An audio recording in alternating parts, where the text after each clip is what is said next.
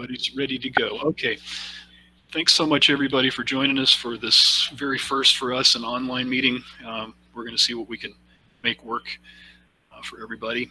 And today we're going to be covering our Mendocino County Fire Safe Council grant program. Going to talk about a little bit of some other things that we're doing, but we've got folks here from both the Fire Safe Council and the contractors doing the work.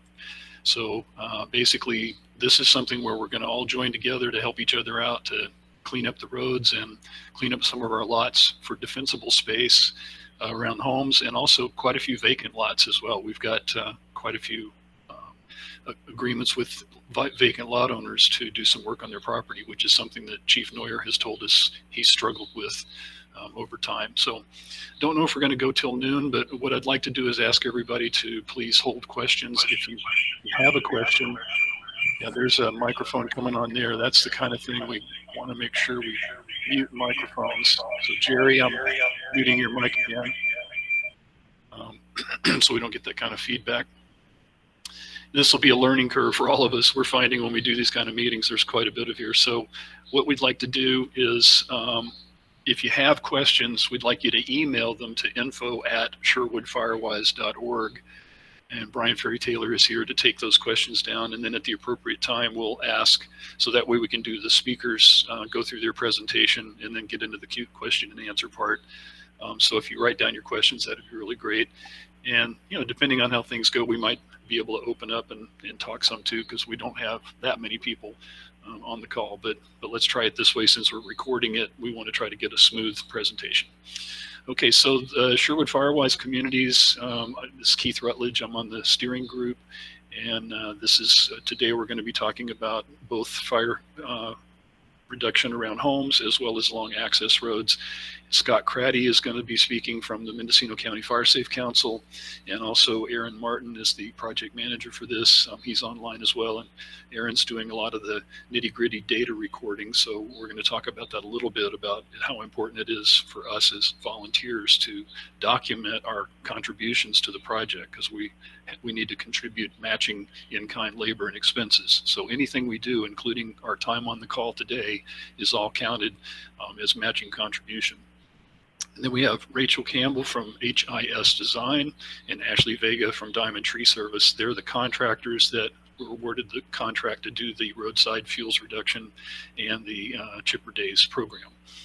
So what we're going to cover today is, I'm going to give a little background on Sherwood Firewise for those that haven't come to our meetings regularly, to let you know where we're at.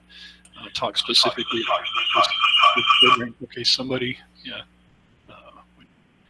If you mute your mic. So that's Jerry again. I'm going to mute the mic again. Okay. So we're going to talk about the roadside fuel reduction Chipper Days, and Diamond Tree Service has their work scope.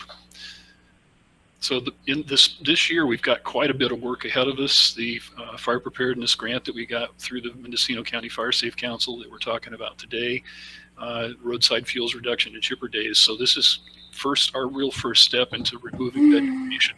We've done a lot of interesting things in the past. Okay, turn that up again.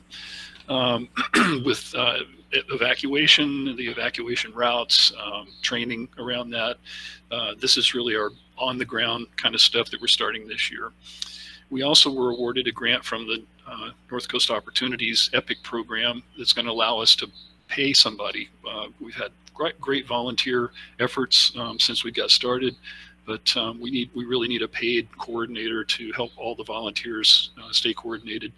And hopefully we'll be holding our June Firewise Expo this year as well. But there's a lot of things we're doing, so we need a person to help coordinate that. So we're looking for somebody. If anybody knows of a good administrative event coordinator kind of person, we have funding to pay somebody for that. We were also funded from the Community Foundation to develop a county service area. That's what the CSA, this CSA stands for. And this is for funding the maintenance on the emergency access routes that we've been able to reopen, the Furco route and the Willits Creek route in particular, but also Supervisor Haschek is working on other routes like the one from Primrose down to Highway 20. We need funding to maintain those routes now that we've got them reopened, and so that's what this Community Foundation grant will start us on, that process of forming a county service area benefit zone to cover the funding for the maintenance of that. We don't expect it to be much. It's mostly brush clearing and things like that. And then the big grant that we got was from CAL FIRE, and this is for clearing road access all along Sherwood Road from Main Street all the way north to where it intersects with 101 south of Laytonville. It also includes roadside fuel reduction along Ridge, Blue Lake, and Timber roads, so it gives us another access route. For those, if we have to go north to get out of the subdivision, if the fire's coming up the hill, this is another route to get through the subdivision and out to Sherwood Road heading north. So the goal today, and you'll see a lot more detail when the presenters present their information, really what we're trying to do is create defensible space around homes and also around our access routes. We know from the other fires that people have had, whether it was Redwood Valley and Tom Kai Road or the other terrible fires that have happened all around us, roads and defensible space are major areas for us to focus on. So the roadside fuel reduction, we're only going to work within the public utility easement, so it's about 10 feet either side of the road surface. We're clearing brush and small diameter trees and limbs. There'll be some questions about what owners can do to, if you have ornamentals or other types of things. We're not going to just completely cut everything, but we do want to try to make fuel reduction along the roads so that they're safer to drive. The Chipper Days program is volunteers and homeowners and paid people, if they want to have their own workers, removing brush and small diameter trees and limbs to create that 100-foot defensible space. And this includes working on vacant lots, which we have quite a bit of that in Brook Trails. So we're working to develop agreements with those vacant lot owners that will allow us access onto their property so we can maintain both the road easement and also the defensible space around homes, because most of that 100 feet is on an adjacent lot in quite a few cases. And then our biggest goal is to educate and train so that we all learn to be better prepared for the coming fire season. All right, so at this point, I'm going to turn it over to Scott Craddy. He's the Executive Director of the Mendocino County Fire Safe Council. And Scott, why don't you come and join us and take over? Okay, good morning, everybody. Thanks for joining, and I'm just going to give a brief overview of the project and go into sort of more detail about the things that Keith was talking about. First off, you're going to get a little bit of commercial for the Mendocino County Fire Safe Council, and there's a fair bit of overlap. I'm going to say off the bat that you're super lucky to have the Sherwood Firewise crew working with you. They're the most dynamic and engaged local area fire safety group in the county, and they're doing a lot, as Keith reviewed, and we do a lot of the same things on a countywide level. And Keith, if you can start moving through the slide. Our mission is to inform, empower, and mobilize county residents to survive and thrive in a wildfire-prone environment. So that's what the county organization's mission is. And next slide. And we do that because fire is, and we live in a fire-prone environment. So what we can do is to prepare and organize as a community to be ready to, again, survive and thrive in that environment. Next. First thing to do is to make sure you are signed up for emergency alerts, because you can't be prepared for a fire if you don't know it's coming. And next slide. There are a ton of ways to prepare yourself, and we have information about all of those that you can get through the County Fire Safe Council, including how to get your to-go kit ready, to get a reflective sign, which we offer through our website, so that so that helpers can find you. And we'll be doing a lot more of this later in the year, getting your home ready. We're going to have an intensive bunch of work on home ignition zone preparation later in the year. Next slide. So the process starts with meeting your community and making a contact list to make sure everybody around you gets the information and people that need help get help. Making evacuation plans and maps, and helping each other create defensible space around your home, which is what the chipper days are going to be about, that we'll go into detail about later. Next. So our work includes things like this large-scale road clearing project. We have a couple going on around the county at the moment that we're managing. We have education and outreach information. We support neighborhood councils, as we're doing in this case, and help develop new ones throughout the county. We coordinate all the neighborhood councils in the county and have information sharing meetings among them. We are, in addition to the Chipper Day programs that we're going to be talking about specific to the work we're doing in your neighborhood, we're developing our own chipper program that will hopefully be more enduring with our own chippers. We have the reflective sign and a lot of resources on our website. Next slide. We have two different levels of membership. You can be, your local neighborhood organization can be a member, and we help with fiscal sponsorship potentially. We help develop, we collect, this particular grant that we're talking about today is not only doing work in your neighborhood, but it's an amalgam of a bunch of smaller projects throughout the county that we built into a bigger grant opportunity. We help with your neighborhood councils. We have the ability to track and aggregate match, which we're going to talk about later, which is super important because some of these grant opportunities require matching investment from the community. And you get priority access to chipper days. Next. We also have individual memberships, which you can sign up through our website, and you get priority access to our trainings and workshops. We have a special sort of one-day membership where we can provide insurance for work parties that are helping their neighbors clear out defensible space. We have a newsletter. We are building a program of providing discounts to members for fire preparation things, and you'll hear one important one of those is if you have additional clearing that needs to happen and you need to hire contractors. We're building a list of people who give discounts, including Diamond Tree, who you're going to hear from later today, who's going to be doing the work in your area. So you'll see the work in your neighborhoods, and they're going to be giving a 10% off, as I understand it, to folks that get individual additional work that are members of the County Fire Safe Council. Next slide. Okay, so now we are on this specific project, the Brook Trail Access Corridor, part of the grant. And next slide. Kind of Keith went over this already, but it's got a couple of components. It's actually going to be, I think, close to 3 miles of roadway clearing at this point because we just added some. An additional 15 chipper days where chunks of the community can gather together and do a whole bunch of work in their area, and we chip and haul that away. And we just added this, so the road clearing for the curious is being considered an essential service at this point. So we're going ahead with it on the schedule you'll see coming up.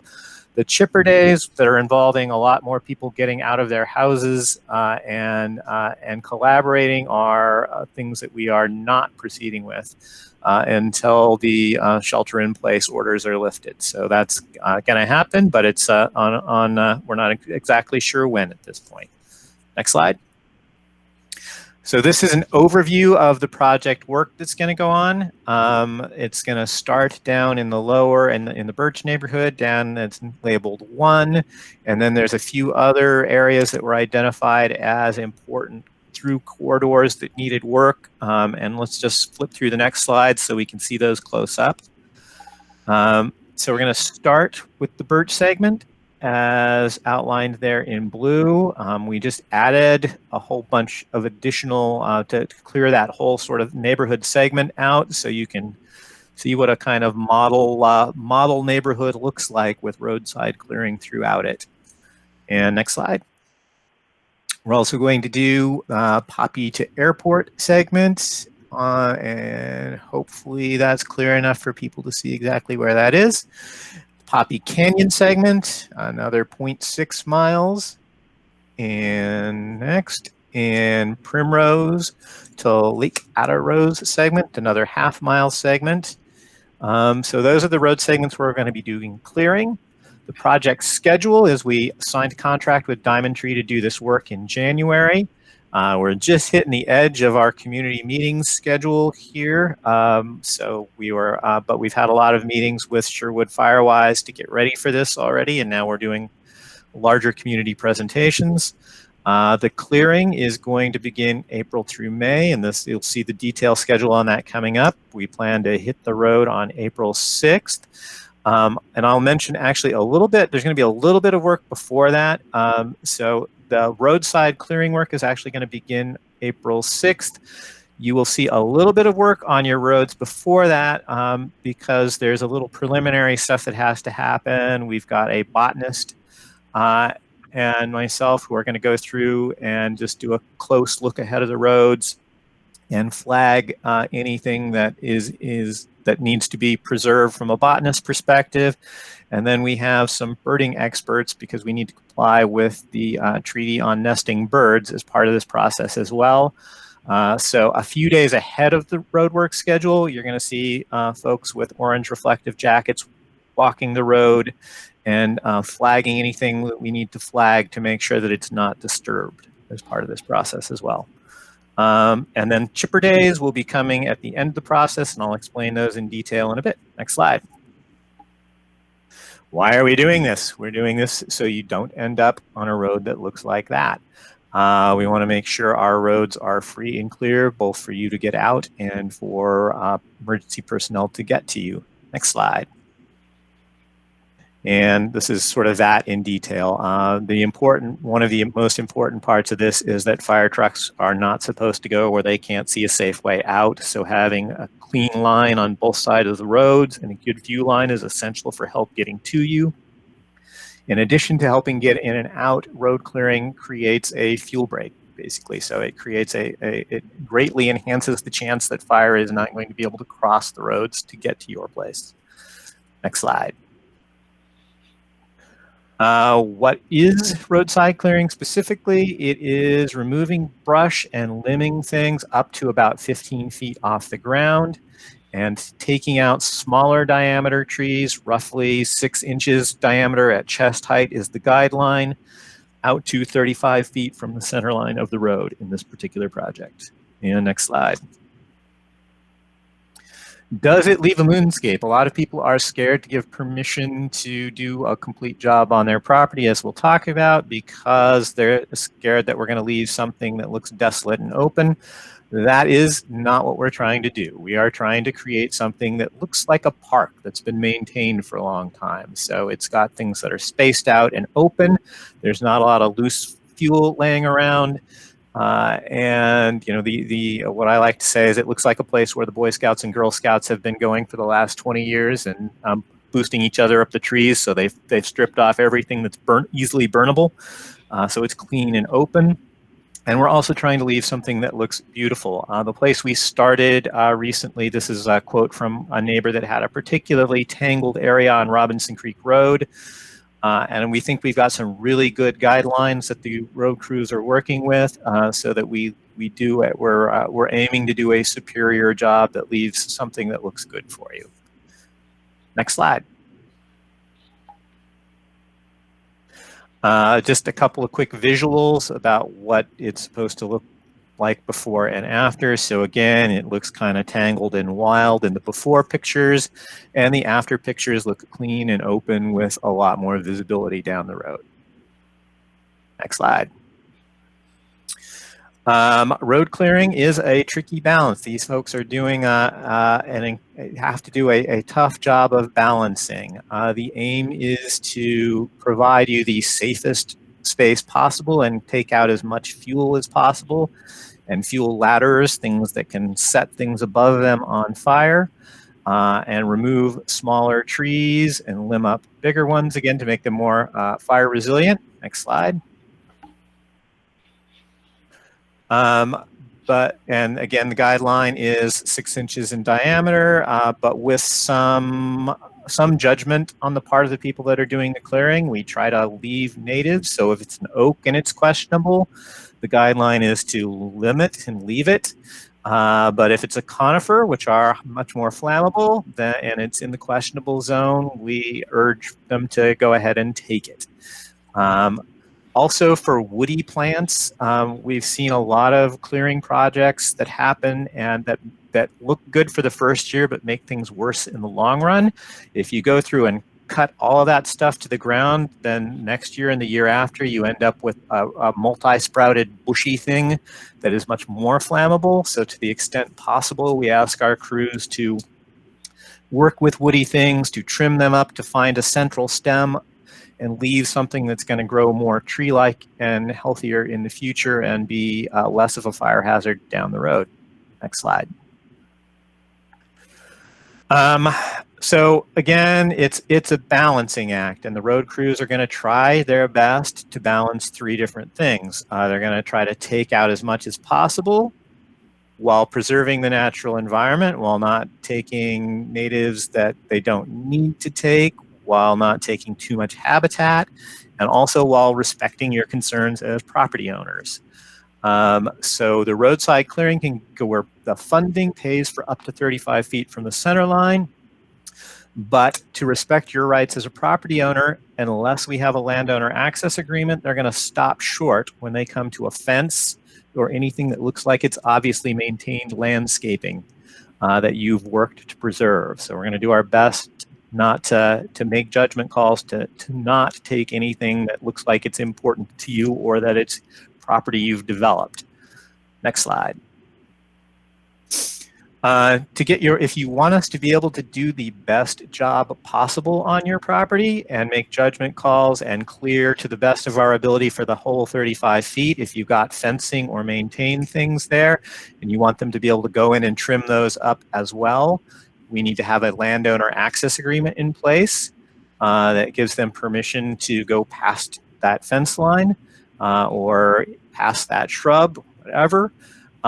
We ask you to seriously consider giving that permission and to also seriously consider, this is true with my house and I'm going through it right now, if you've got things that are sort of privacy screening from the road, but they're flammable and linked to other things that are creating a fuel ladder that could get to your home, you should consider letting go of them and go ahead and signing the agreement and having a little less privacy in exchange for neighborhood fire safety.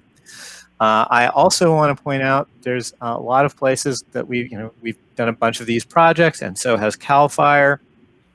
And the experience is that people who don't sign the landowner access agreements after the project tend to come back and say, could you please come back and do my place, which we probably can't do.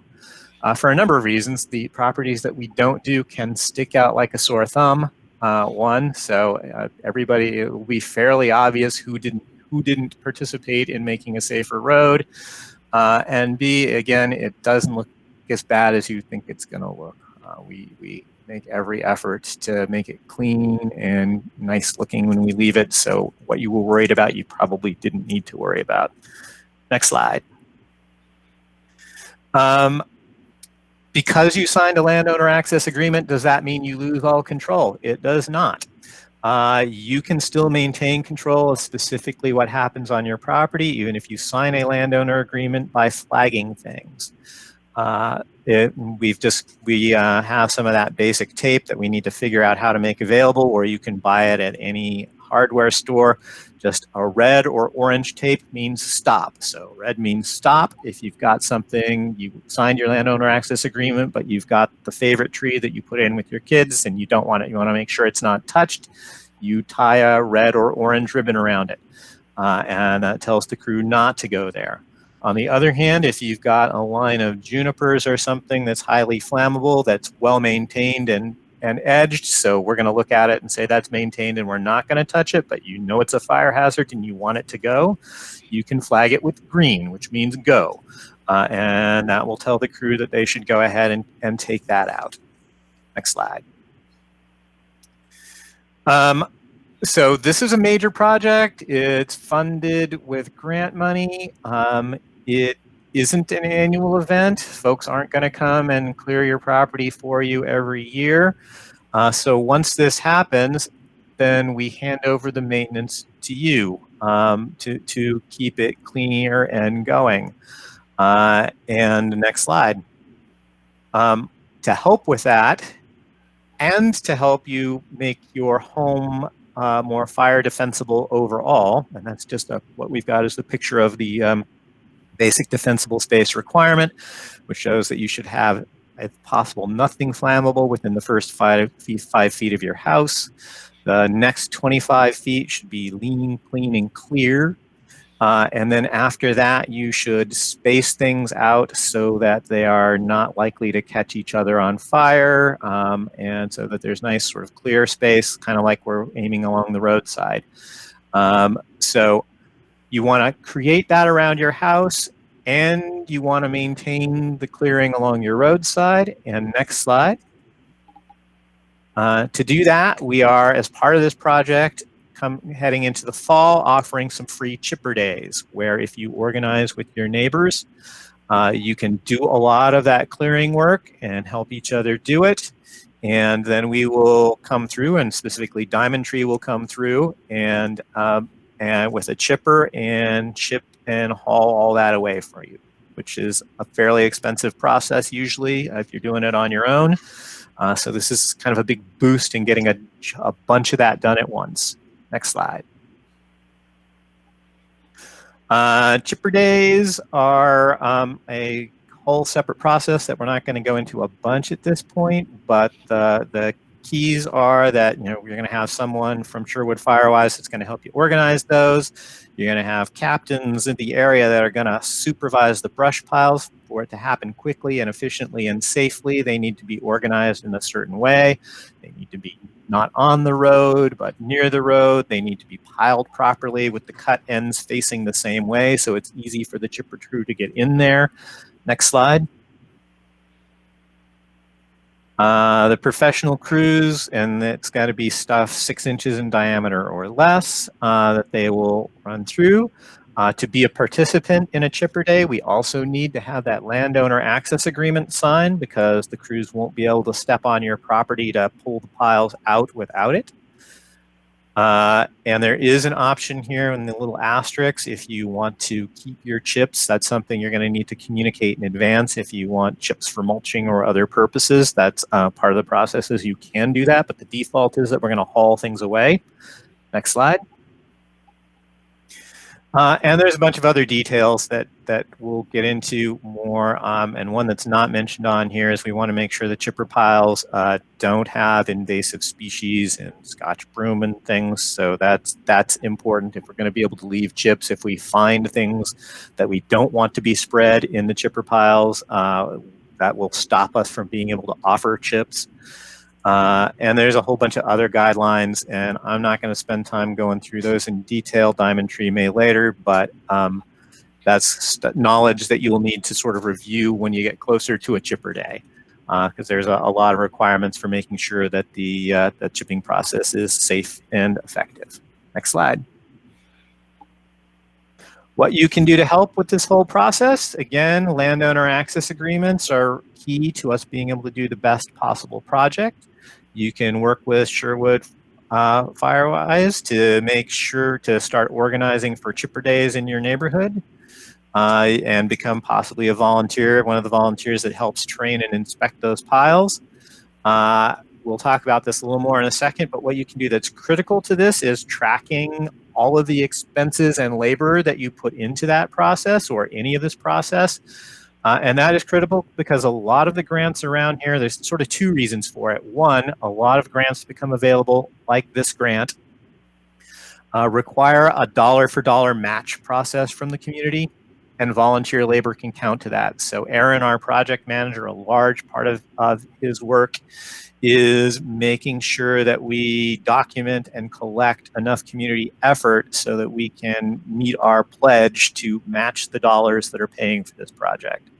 And secondly, we also then collect those county-wide as the Mendocino County Fire Safe Council and are sort of building a database of how much effort people in Mendocino are putting in on their own behalf to make this happen. And the larger that is, the more we can show we're doing for ourselves, the better able we are to attract more grant dollars. You can spread the words to your friends and neighbors and try to coax them into getting their landowner access agreements in. And hopefully you will all also become members of Sherwood Firewise and the Mendocino County Fire Safe Council. Next. And that is the tracking form. And I think we have those on our website. If we don't, we will soon. Keith will have access to those for you. And again, we just hope you do, a basic log of what work you're doing in this process. And Keith or Aaron, do you want to jump in on anything there on how this works with the tracking? I can jump in just a little bit. This is Aaron Martin speaking. And yeah, I've been the project coordinator with this, and thanks everybody for tuning in. This is a fairly new experience for all of us with the shelter order and participating in this online forum. So if you're able to see the slides, great. If not, it's a pretty basic form that has your name on it, and you sign in with your signature and give a brief description of what you did. But literally, when we're tracking your participation, it makes a huge difference on up the chain that ultimately results in the funding of these projects. And so even if you keep a journal for yourself of the time you spend clearing brush around your home or attending any community participation meetings, if your signature wasn't collected at that meeting, any of that kind of thing, it's a big deal. And thank you very much for doing it. And you can literally do that on your own with a sheet of notebook paper, so long as it has your name, date, and your signature to it and a description of what's going on. I will be able to work with that and collect that from you one way or another. Having said that, like today, I'm capturing screenshots of this event that we're doing together, hoping that that's going to help us document all of our participation in this. So again, it's a really big deal towards paying for our contractor, Diamond Tree, to actually come and do the work on the ground. So any amount of time you put in gets quantified for this specific project at $29 an hour, dollar for dollar match. So that adds up pretty quick. So again, thanks all of you for participating and learning this material. And I'm going to, of course, stay on the line and be happy to answer questions once Scott's presentation has concluded. Cool. And next slide. I think at this point we're ready to hand it over to Diamond Tree to talk about the specific schedule. And so thanks everybody for your time. All right, good morning. It's Ashley with Diamond Tree Service. I will be going over our schedule. This is an estimated schedule of work days, so it will slightly change on weather or unforeseen conditions, but just to give you a rough idea. So April 8th and 9th, we plan on starting on Burt Street and going down Burt Street, and then April 10th through the 13th, we plan on being on Birch Drive. April 14th and 15th, we'll be starting on Birch Road. April 16th and 17th, we'll be on Birch Terrace and Birch Court. April 20th through the 22nd, we will be on Birch Place, Birch Circle, and Birch Lane. And that will conclude the Birch neighborhood. If you could go to the next slide. And for this one, April 23rd through the 28th, we'll do the Poppy Drive through Airport segment, and that includes 1 and 2. And then April 29th through the 30th will be the Poppy Canopy segment. And then May 1st through the 4th, we will be starting on the Primrose Drive through the Clover segment, and that will also be 1 and 2. And again, this is just an estimated schedule of the workdays, so it might vary slightly, but we will let you know if there's any extreme changes to this schedule. If you could go to the next slide. So this is kind of just a map of our schedule, just so you can have a better idea. It's all color coordinated. Like I said, April 8th is going to be in red. April 10th through 13th is orange. And then April 14th, 15th is a lighter colored orange. April 16th and 17th is going to be purple. April 20th through the 22nd is green. April 23rd through the 28th is a darker shade of green. April 29th through the 30th is blue or teal. And then May 1st through the 4th is going to be blue. And then it tells you as well, what LLA forms we do have in there, just so that people are aware. As you can see, there are quite a few homes in the Birch subdivision that we do have LLA forms for. So, if you guys can just kind of look through that and maybe talk to your neighbors and get together and fill out those forms, because that will better help, us in clearing, as much as we can. And if you can go to the next slide.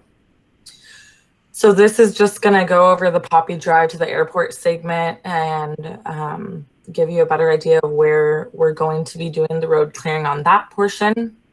And then next slide. Again, this is another Poppy canopy segment, and it'll just give you a better idea of where we will be on those days. Next slide. And then this is going to be the Primrose Drive. And again, it just gives you a better idea of where we will be on that day. And so you can see that. Next drive. And so this kind of just goes over any questions and contacts for our executive director. That's Scott Cruddy, who was speaking just before me. And then my contact information. My name's Ashley Vega. Again, my sub is Rachel Campbell. She is with His Design, and she does all of our mapping. And then she'll also be out on the job with us with a fire truck, just to make sure that, if anything were to happen, she's right there, following us along on the road and equipped with what we need to stay safe. And then the Sherwood Firewise, Keith Rutledge, and his contact information. If you guys were to have any questions for us, you can best reach us at that. Next slide. That's it. That's it. Aaron, did you want to, just to get it on the record for people that have work records and things, what the contact info for them to get those to you are, or to talk to you about it if they want to? Sure. So kind of a question I have too is there's a number of people here participating via the phone, so I wonder if they've even been able to see the slideshow. I'm going to be nice and slow and assume that there's a number of people that haven't. So to be clear, the Sherwood Firewise Council, and Keith will be able to speak to this, is keeping all of this slideshow and the various documents you hear about and the maps and so forth on a shared drive as part of the Sherwood Firewise group that you'll have access to over the internet to just double check things. So my name's Aaron Martin. I actually live out in Boonville, and I've already been working 1 year with a similar project out here in the Anderson Valley area, tracking participation in these different projects. And sorry, I lost a bit of my train of thought there, everybody. So I'm just really excited that you're all participating, and the documents that you can download for yourself are already available on that shared drive the Sherwood Firewise group has. I'll work with Scott to get those available for download on the Mendocino County Fire Safe Council website. And then as far as contacting me directly, I'm going to say my phone number nice and slow. It's 707-684-9217. That's 707-684-9217. And as inside, my name is also Cobb. So I've learned some people outside of Anderson Valley. A lot of people know me as Cobb, but that's a name I go by on KZYX. I do some radio work there, if I sound familiar. Also, you can email me. That's probably the best way to reach out to me, and I can get various documents to you or answer questions. That's going to be Aaron, AARON, Martin, MARTIN, at carcd.org. Again, that's Aaron-Martin at carcd.org. And any questions or concerns you have that work well. And again, when you're documenting your participation, if you don't have any of these special documents, literally your name, your signature, the date of the work you did, the hours you put into it, and a description of what you did around your home is usually acceptable by the California Fire Safe Council, who's the granting agency in this project. Beyond that, we are going to be out there sometime next week taking before and after, well, before photos and eventually after photos as part of the documentation process. And I feel like there's one more thing regarding documentation I want to mention, but again, it's slipping from my mind at the moment. But I'm happy to answer any questions I can. Oh yeah, a lot of this stuff, you can print it, you can sign it and scan it and upload it. If you're savvy enough, you can use like the Microsoft Word version and just put down a digital squiggle as your signature. And you can do the whole documentation process online and email that to me, and that should also work. And this project goes for the next 2 years. It started in November, and we're able to back report. So anything that you've done in the last couple months as far as brush clearing work goes, if you've been documenting it, great. And if you don't get it to me right on time in the future, the near future, we have time to link up and get that from you. The important thing is that you're just paying attention and documenting it. So thanks. All right, thanks, Aaron. This is Keith again. We do have some questions that came in on our info@sherwoodfirewise.org. So if you have a question, if you wouldn't mind sending it in to info@sherwoodfirewise.org. You could also, if you're only available by phone, you could call in to 459-1256. But if you're already on the phone, what we might try to do is unmute some mics here too, since we don't have that many people. But what I thought I'd do is I'll start with the questions we already have, because it might answer some of your questions that you have, and then we can see if we can go further and unmute some mics and have people talk, see how that works. Okay, so one of the questions that came in is, what's the maximum size of the wood that can be chipped?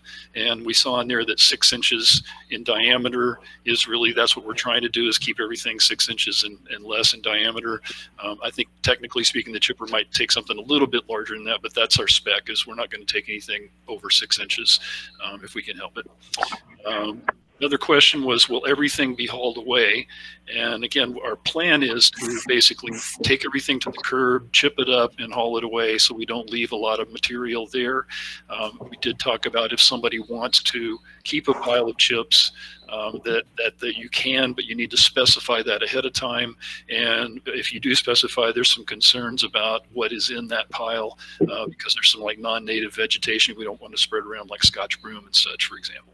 So there's some things about that. So if you want a pile of chips, we can do it, but really what we want to do is just get the material out of here. A couple of different questions came in about, is there any money to pay to hire professionals to come on to people's property to do work? And unfortunately, we don't have funding in the program. In this program, as Scott and Aaron were saying, the idea behind some of these grants is they want the community to participate and put in some matching funds. So Sherwood Firewise is gathering volunteers to do some work. We're also trying to raise a little bit of our own donation money to pay a couple of professionals professionals to help that could get out on the site and do some vegetation cutting, and then other volunteers can haul the stuff to the curb. If an individual property owner certainly wants to do their own work, that's nothing wrong with that. And if you or pay somebody, and as Aaron and Scott were saying, we can document your time as matching contribution, as well as any money that you spend doing any of this work. All that counts towards our grant funds, which is in excess of $75,000 now. So we're wanting to match that grant. We need to match the grant. Some questions about large rotting logs or stumps. Basically, again, anything over 6 inches, we don't really want to deal with. And if something's rotting or laying down the ground, it's probably not a big fire danger anyway. But again, if we can get stuff to the curb that is less than 6 inches in diameter, or if you have a landowner access agreement where we can get our volunteers to come on, we may be able to help with the downed tree. I know that there's some people that have a downed tree that's, a danger, or maybe a leaning tree that's a danger. So again, on a specific basis, we can try to deal with that. And again, if you email into info@sherwoodfirewise.org of your location and what your situation is, we can help you come out and take a look. We've talked about how you sign up for this again, let us know your address on info@sherwoodfirewise.org. We have the landowner access agreement on our website at sherwoodfirewise.org. If you email into info and just say, would you send me that agreement, we can do that too. But that's the start for really getting moving forward. And what we did in the Birch neighborhood was we really focused on that as a demonstration project. So Brian Weller in particular in that neighborhood has been really helpful in getting a lot of neighbors to contribute. Brook Trails also, we didn't mention that yet. Brook Trails owns quite a few parcels in the subdivision, and they are also going to help us with this project too. So there are some greenbelt parcels that are of concern, and then there's some other just vacant lots that Brook Trails owns, and those can all be dealt with. Brook Trails has agreed to work with us on that. So if you have a vacant lot that you're concerned about, please let us know. As far as people recommending to work, Brook Trails has maintained a list of local contractors that do work like this. So the Brook Trails office would be one place. And again, sherwoodfirewise.org, we will have a link to that list on our site of local contractors. And it's sort of moving target. There's people coming and going. Everybody's very busy, but we are trying to find a couple of people that we at Sherwood Firewise can pay to help individual members with things like a problem tree or some other special situation like that.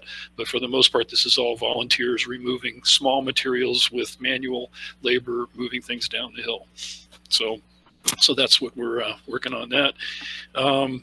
Anybody that contacts us, we will be letting you know back as far as the schedule.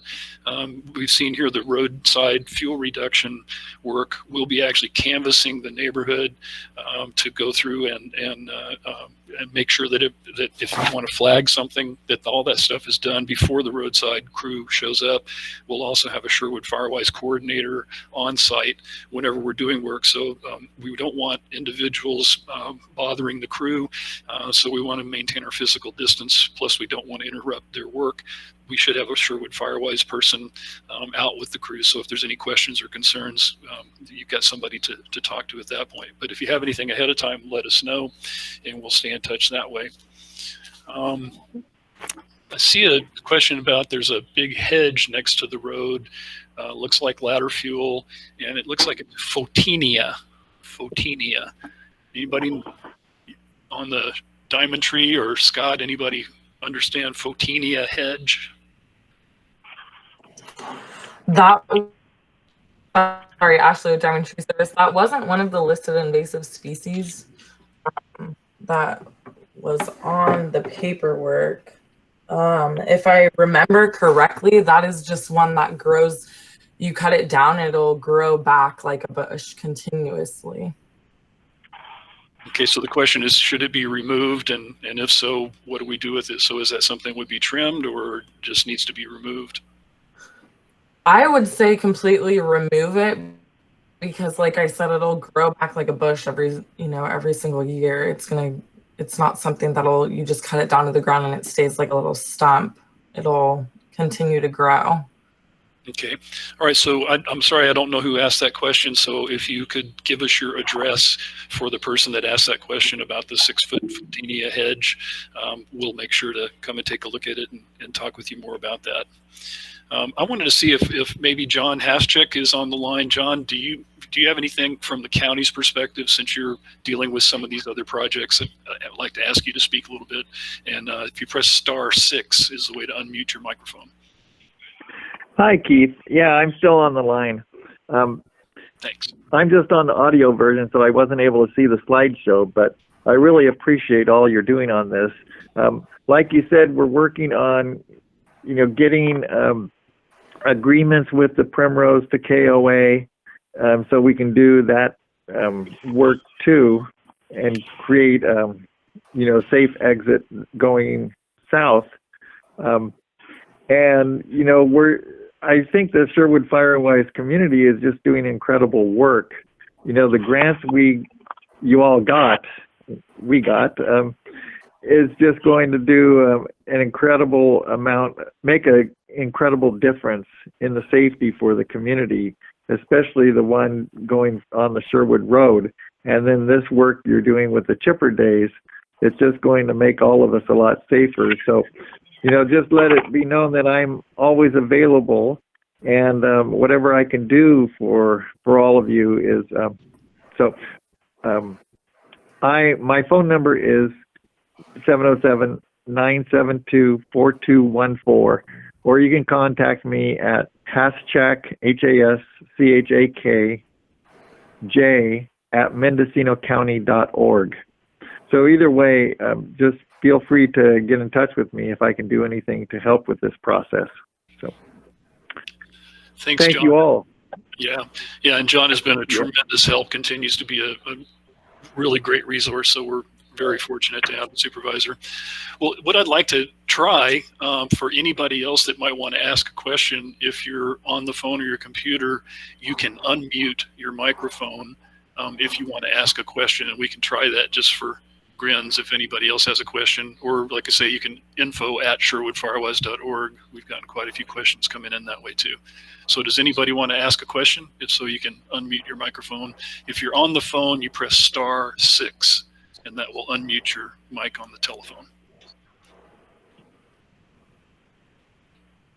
Oh, come on, somebody give us a question. Ann, are you still there? Ann McGlinty?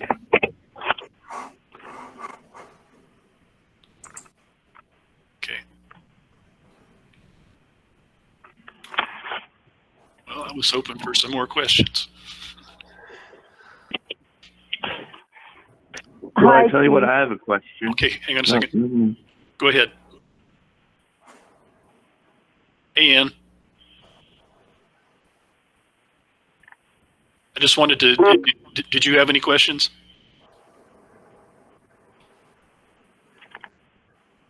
This is Doreen that actually just unmuted.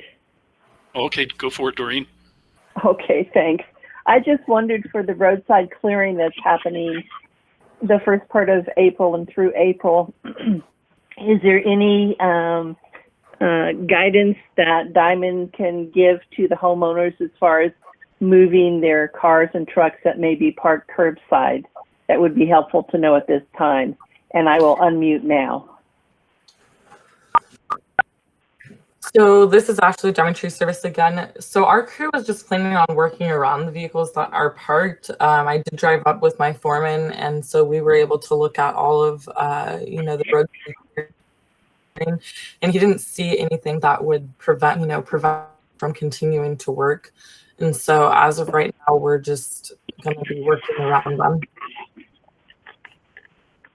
Yeah, I think part of what Sherwood Firewise is going to do, we're putting up some signs to let people know that the roadside work is going to be happening in their neighborhood. And because we expect that, a lot of people are just going to hear stuff going on and walk out their door. And even though we've done all kinds of notices, there will still be people that aren't sure what's happening. So we'll check with it then. But, if there's pets running around or children, whatever, again, we need the physical distancing aspects. If you have any other stuff just along the road, tools, equipment, equipment, materials, toys, whatever, anything we can do to just make it really easy for the crew to get in and do their work. That's going to be much appreciated. All right, anybody else?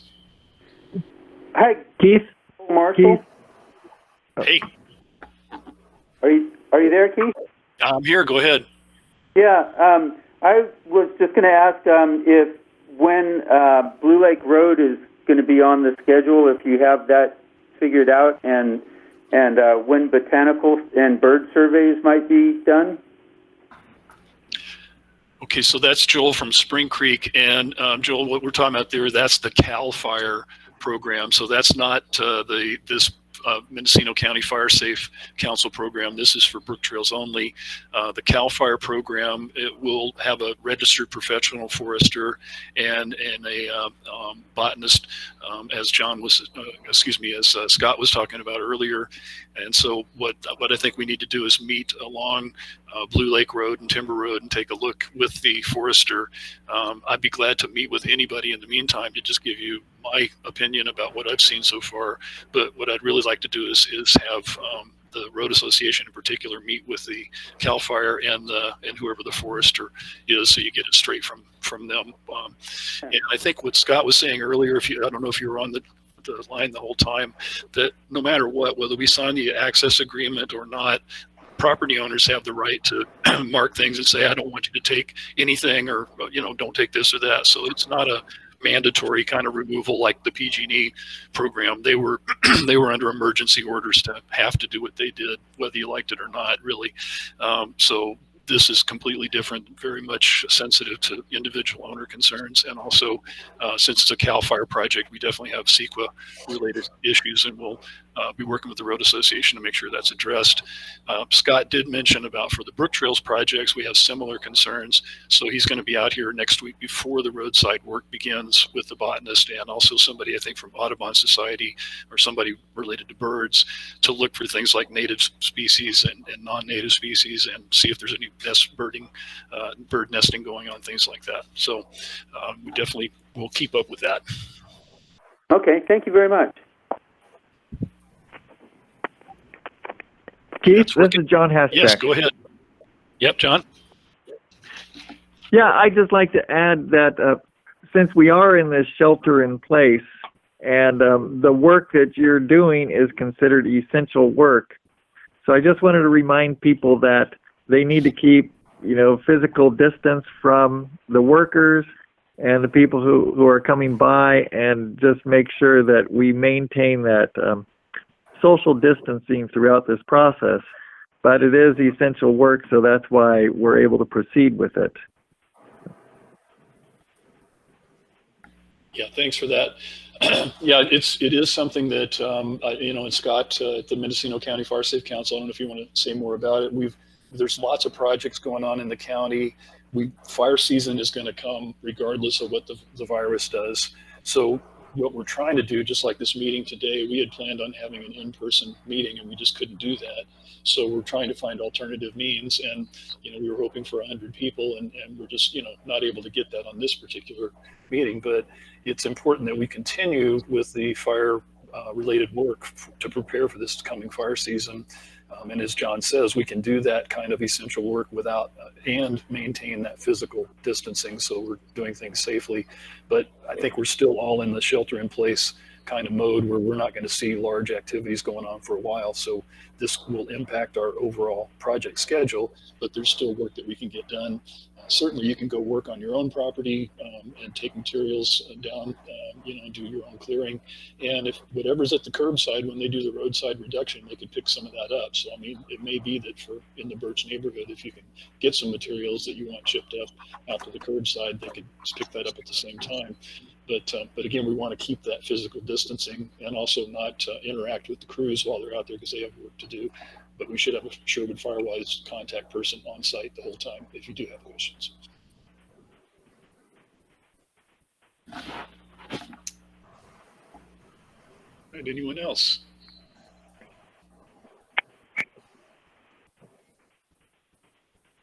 And there's also a chat function too. We've gotten a couple of things going on the chat. if anybody's interested in typing something, then I'm curious about, I imagine there's quite a few people that weren't able to get on this call for some reason or another. I know Supervisor Astrick mentioned having a little bit of a hassle logging on. Can somebody, while we're here, give me an idea on how to make this better for the next time? Is there what the issues were?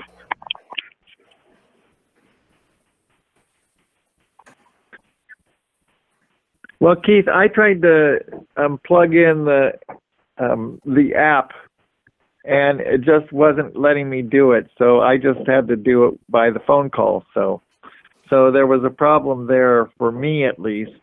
And I tried my laptop and my iPad, and couldn't do it either way. So anyway.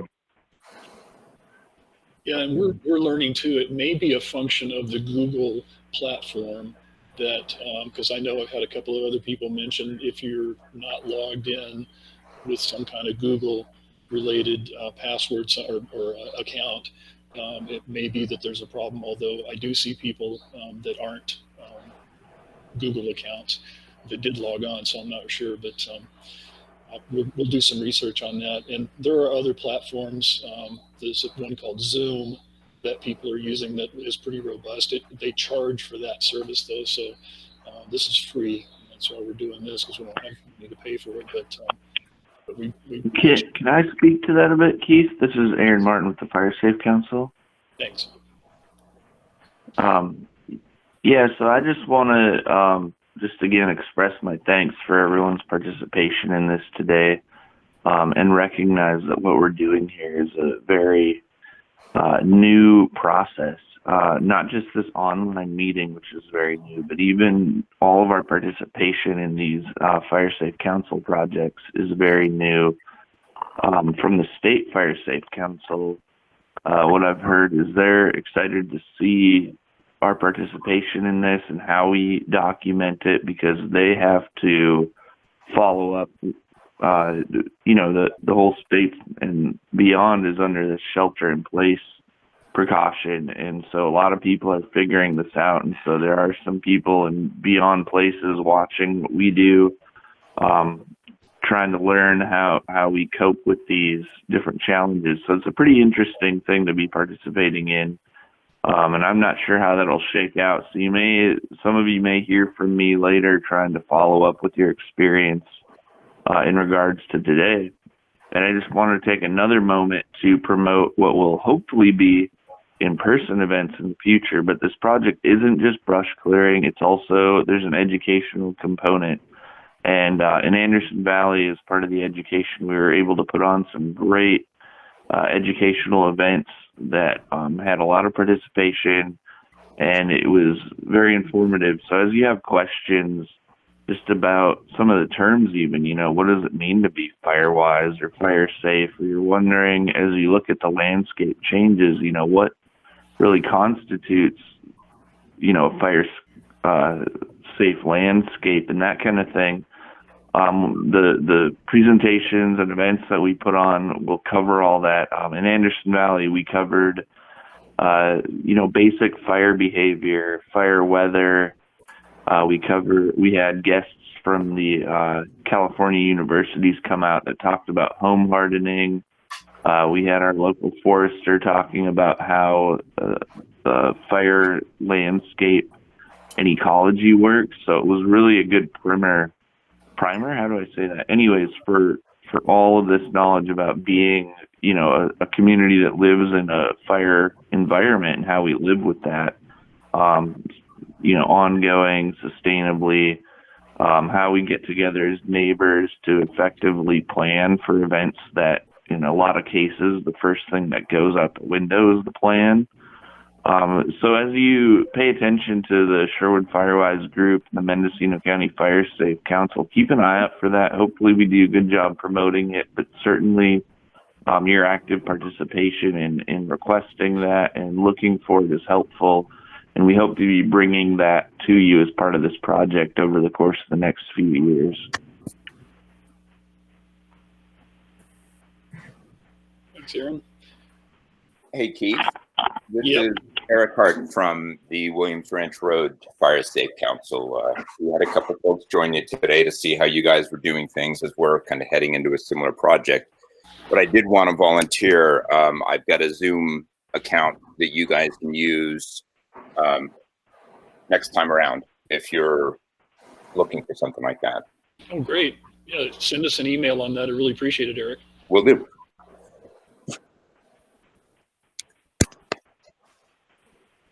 Good.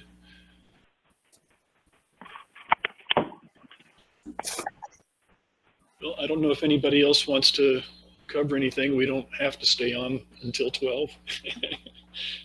Plus, we don't have the hot potato bar afterwards, which I was looking forward to, but we'll have to wait until after the social distancing is over. Here's some feedback. Anybody else want to ask a question, make a comment? Again, if you're on the phone, you can press *6 and that'll unmute your microphone. Hey, Keith. Yep. Yeah, it's Brian Welly here of Sherwood Firewise. Just want to give a shout out to all the folks in the Birch neighborhood who've joined this webinar. Just thank them for really participating. And those of you that are on the line, either and have seen the presentation or just using the phone in, do speak to your neighbors in the Birch neighborhood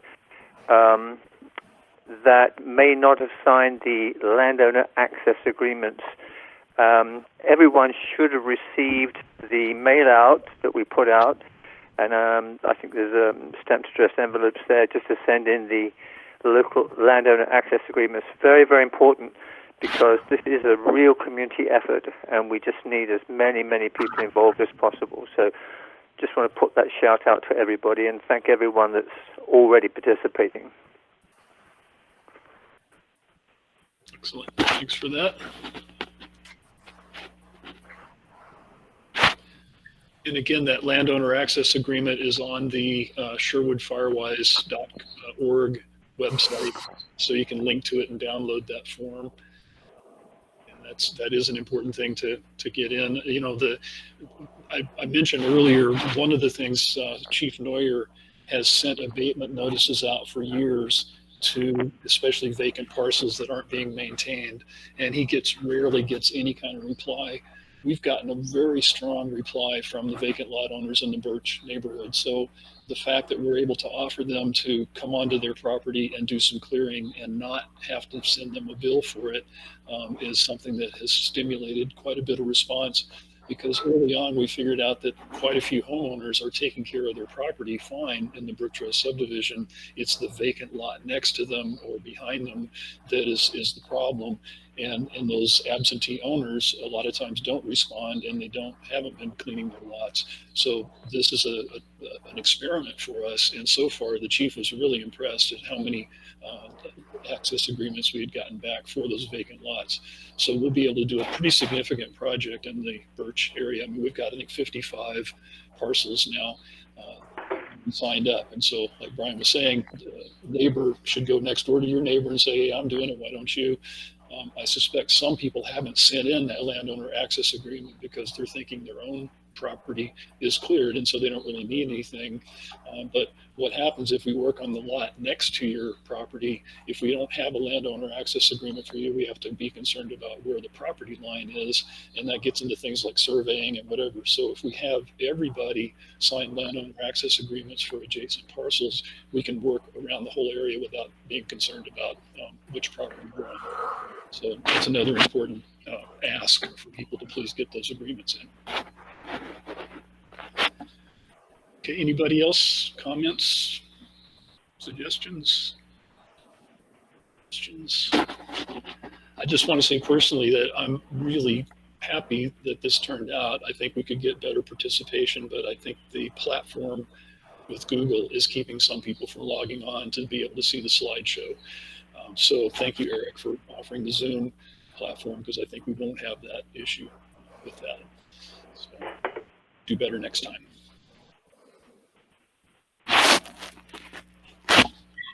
Okay, Scott. Hi. Go ahead, sorry. Keith, this is Doreen again. And I just wanted to thank everyone for participating today. It's been very informative. And I really appreciate all the energy that's going into these projects and all the efforts people are putting in. So thank you very much, everyone. Yeah, Keith, this is John Haschak. And I just want to ditto that comment that you're doing incredible work and keep it up and hope everything goes great with this. So thank you. Welcome. Yeah, we've got a great team, and it's going to be really exciting to see again, we've picked the Birch neighborhood as being a major entry point to the subdivision. If there's a big fire, a big emergency, that intersection is going to be really jammed, and that whole neighborhood is sort of right at the entrance to the subdivision. So it'll be a great demonstration project for others in the community to see what it looks like when we all work together like this. And as Scott was saying, Scott and Aaron, there will be other funding available potentially in the future, but it really is dependent upon us as a community being able to offer those matching contributions, whether it's labor or expenses. So that helps leverage the funds. That's why we get these kinds of grants, because we have volunteers that will do this work and will match these funds. So everything you're doing, you're getting paid almost $30 an hour for your time as far as matching funds go. And any money that you spend on paying somebody or doing anything can also be counted towards that matching fund. And again, we've got forms that are available, or you can just let us know what you're doing, and we'll make sure you get the forms so we can document what you're doing to help with that. Scott, I want to ask you if you got any closing remarks on this one. No, I think it's been covered super well. I want to thank everybody for plowing through with us on this novel approach, and just echo that what an awesome job the Sherwood Firewise is doing and bringing all this together there. I think it was one of the more dangerous areas in the community, and y'all are stepping up and making it happen to get it as safe as possible, which is going to be huge in the future. So much appreciation. Okay. Go ahead. Anybody else? Hi, this is Ree from the Willits Ranch Road Fire Safe Council. And I just want to echo, more of an echo, of how wonderful it's been for us to learn from what you're doing. You're very inspiring. And we've been following you closely, and are adopting and adapting a lot of what you do to our own Fire Safe Council. So you're a leader in the county for this, and maybe more. But thanks so much. Thank you, Reed. Yeah, we're looking forward to working together, because it really is the whole county, the Fire Safe Council meetings. That again, we're probably not going to have those meetings as regularly right away, but every month there's a Fire Safe Council meeting in Ukiah of all of the various county Fire Safe Councils that get together. 1 month is for the technical kind of professionals, so CAL FIRE and all the agency folks meet, and we can be there as community members. And then the other alternating month is the Fire Safe Council, so we can talk about community activity. And as Ree was saying, that this is so important for people to try things, and what works we can spread to others.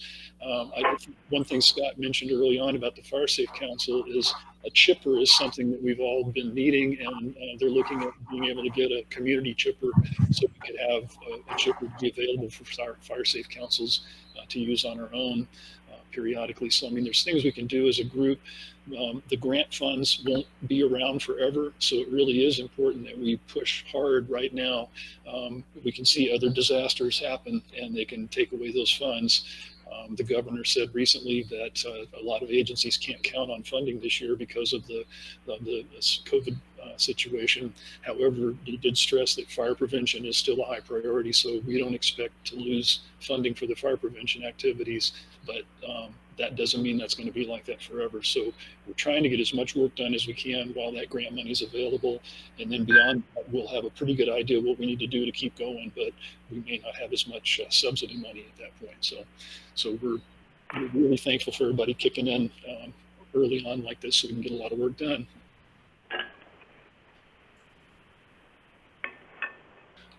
Okay, well, hearing no other objections, I think I'm going to call it to an end. It was great. This looks like about an hour and a half approximately, so we did good. And again, to everybody for joining in. Please send us your questions to info@sherwoodfirewise.org, and we'll be letting you know about future meetings, but we'll probably be doing the online versions of this for a while. So again, thank you for participating.